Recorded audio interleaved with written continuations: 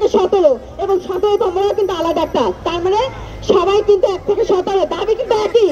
আমরা সুবিধা বঞ্চিত, আমরা সেই সুবিধা না নিয়ে যাব না।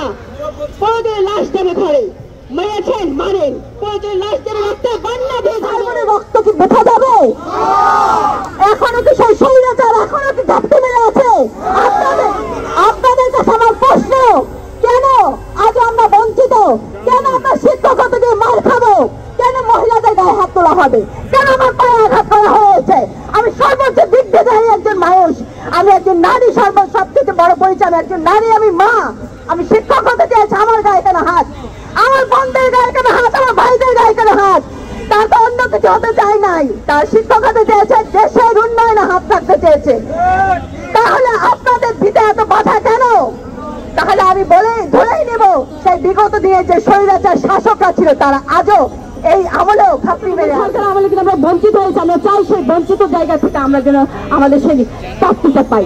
আমরা এখন এটাই চাই, আমরা তো গণবিজ্ঞপ্তি চাই, সেই গণবিজ্ঞপ্তির মাধ্যমে আমাদের যে সার্টিফিকেট রয়েছে কাজে লাগাতে পারি এবং আমাদের যে কাঙ্ক্ষিত চাকরি পাওয়া, শিক্ষক হওয়ার স্বপ্ন সেটা যেন পূরণ হয়।